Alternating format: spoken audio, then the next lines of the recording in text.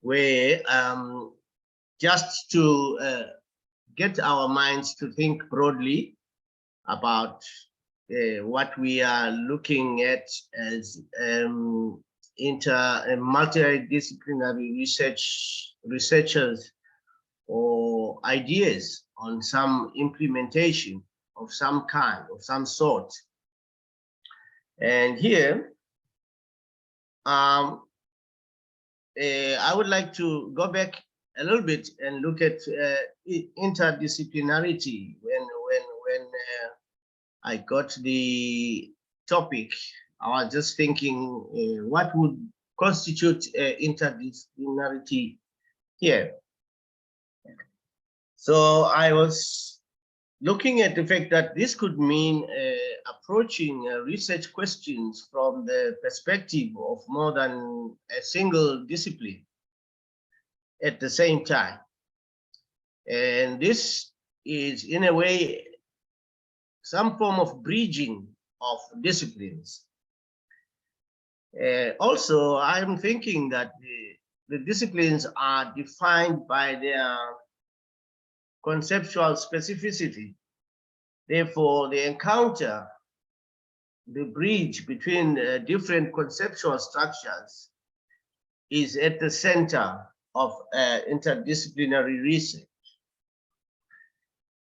To understand the world as of now, if we could go back and look at COVID-19, for example, if researchers needed to understand what was going on, it was necessary to analyze the situation by breaking it into many pieces, that is the disciplines and their own divisions and subdivisions.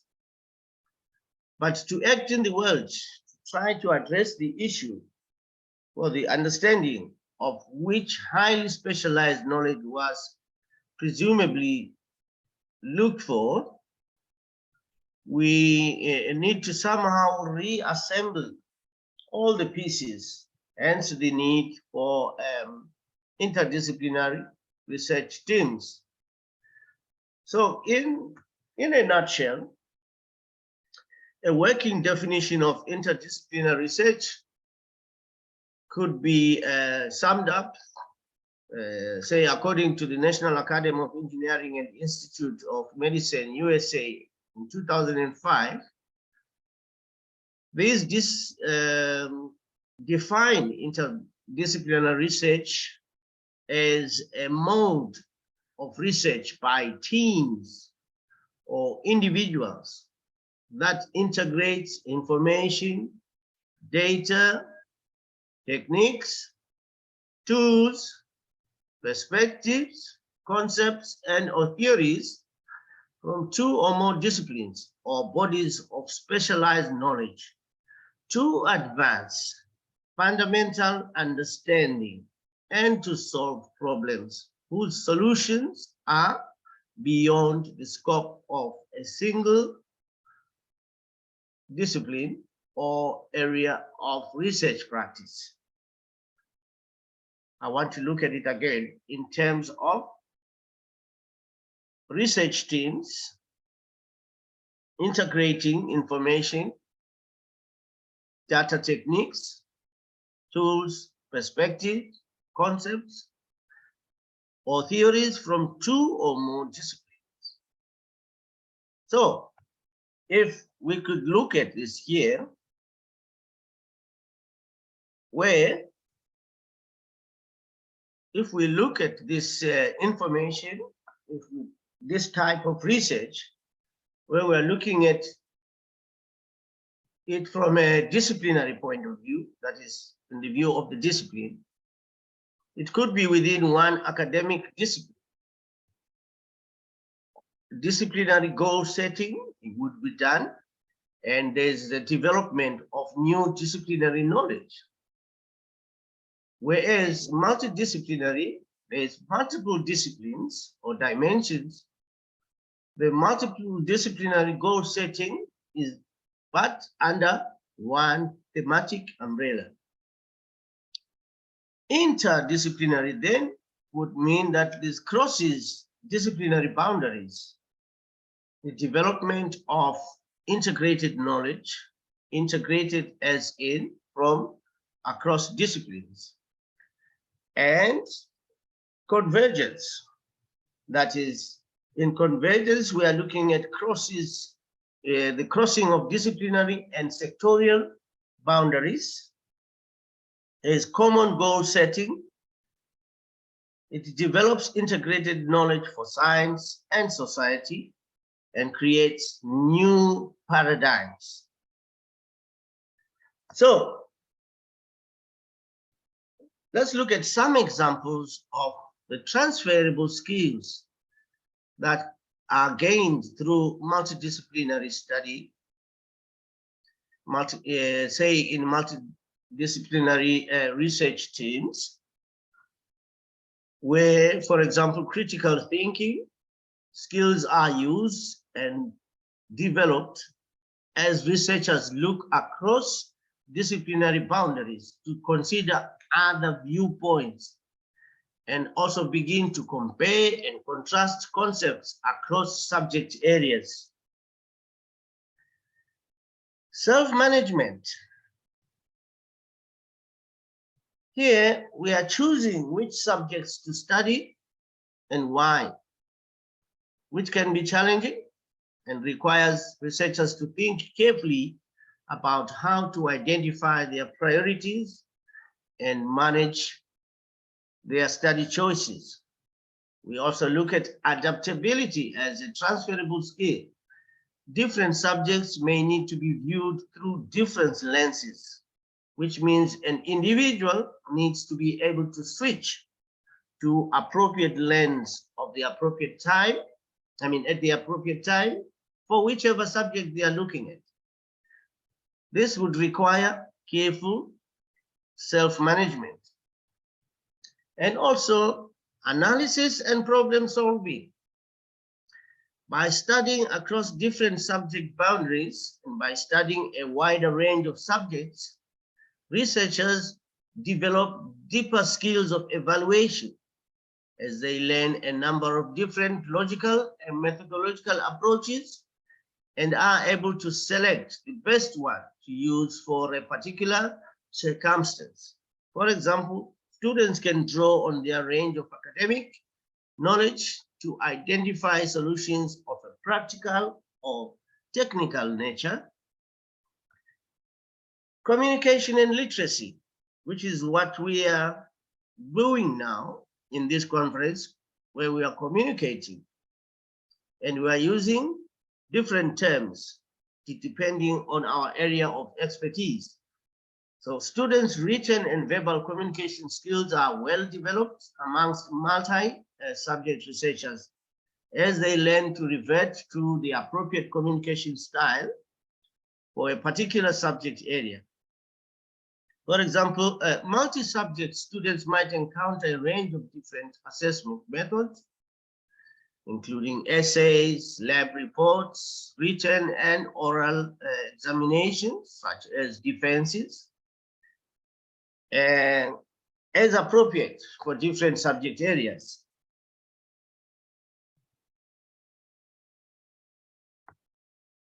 So there is also application of ICT, information technology. I have had the opportunity to learn quite a vast area, although I'm still learning because it changes all the time. But using technology across a range of subjects means that students can be more practiced in displaying and presenting information in a range of ways. So I feel that multidisciplinary research has so many advantages in terms of personal development, and it also makes us be able to adapt for different contexts and environments. And this is a strong skill that we would gain from that area. So some points that we can ponder on is, for example, the language and culture of collaboration, where a common language and culture may need to be established in terms of what the teams want to do, the definition of roles, amongst other issues. It's also been established that disciplinary boundaries are most thoroughly transcended, broken down, when members of disparate fields develop a common language that facilitates a shared conceptual framework. We also look at the language of collaborating institutionally, such as this platform. Institutions have become another important environmental condition favoring interdisciplinarity. There is a need for the building of an institutional platform, which is what I believe Eudoxia has been working on, for collaboration nationally. I know in India, I know in the USA, regionally and internationally. Hence, we have close to 200 countries taking part in this platform. There is also a need for an infrastructure of research organizations.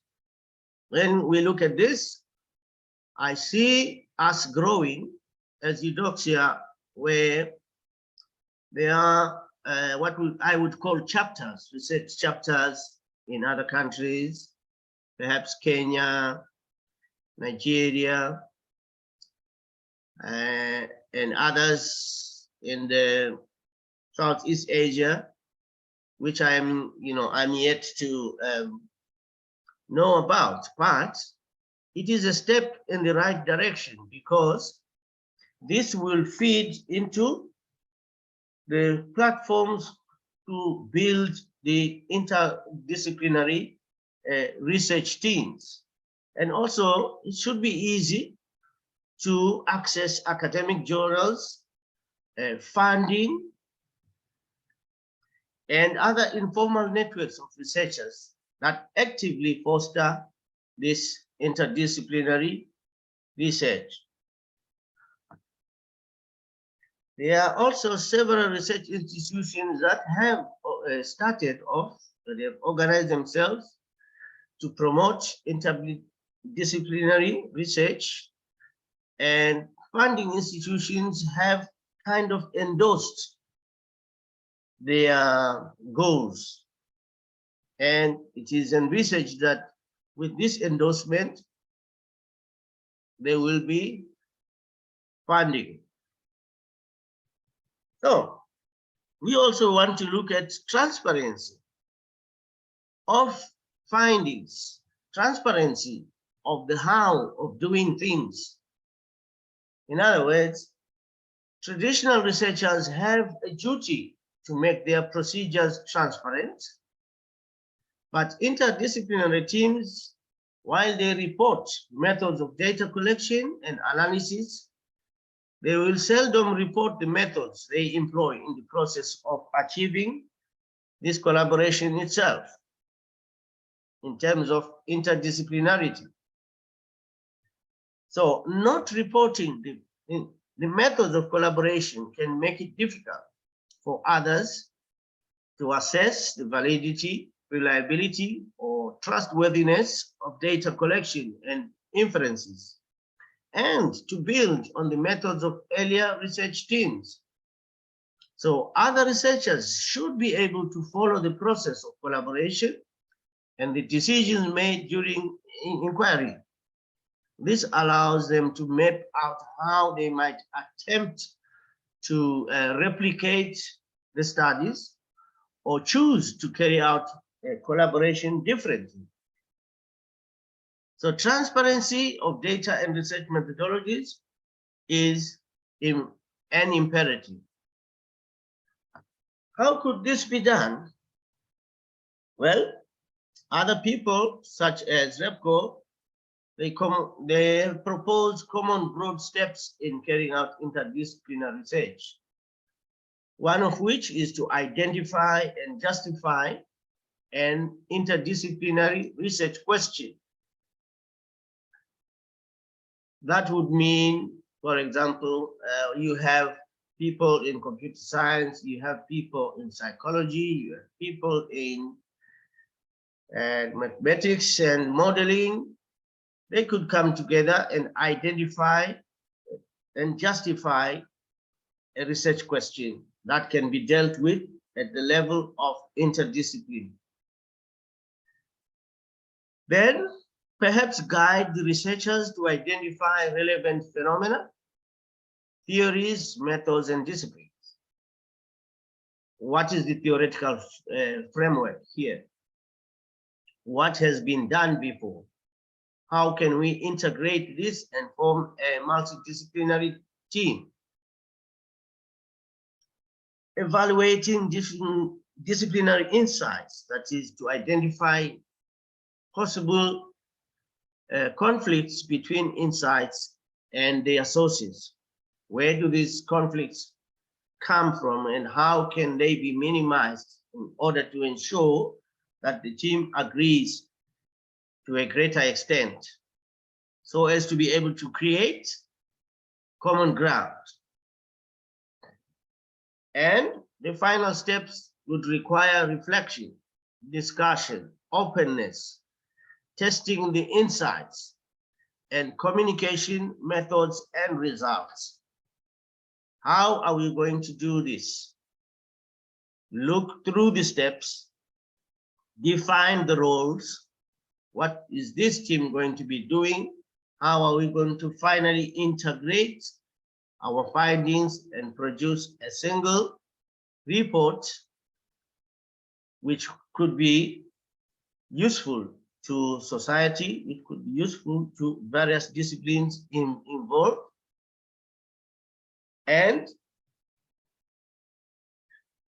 here, I also want to add that Eudoxia USA and Eudoxia Research Center is one way to sharpen our skills and shape the destiny in terms of research scholarship. And I want to encourage everyone here present to look around and think about identifying like-minded persons, network, build and foster collegial working relationships, and form what they call professional learning communities. Very recently, there was an invitation about a possible collaboration, and I added my name to it, and I'm still looking forward to what exactly are we looking at. But it seems like it is a very interesting undertaking. Let's join professional associations. This will lead to more collaborative engagements, which lead to refined, comprehensive research work, and hopefully speak to decision makers, influence decision making and practice in our communities. So, if we want to, for further reading, we could look at these the two that I thought were very, very pertinent in trying to establish how we can, establish this kind of multidisciplinary research collaboration as part of the Eudoxia family. And in this way, I want to encourage us to continue and look at how best we can make use of the capacity that we have on this platform. And hopefully we could come up with one or two projects that can be from within. By that, I mean, we could look at needs analysis as our platform and look at how how we can address some of the challenges that we may be having as a platform, and from there, and identify people that could help informing these teams, and we could come up with one wonderful project that could address that need. And with that, I thank you.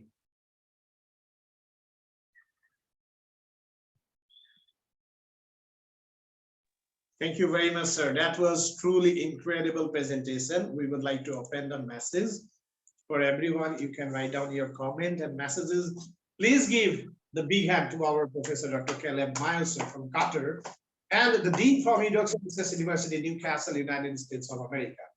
Truly amazing presentation, bringing the researcher and academician minds together. And the need of collaboration, we all are now fascinated with this one. We are all actually looking forward for this one. And I think that this is very timely. And in case of multidisciplinary research, I think that it will provide us the greater opportunity to collaborate with each other to bring our research to next level. Thank you. Thank you very much, sir. Thank you. Namaste.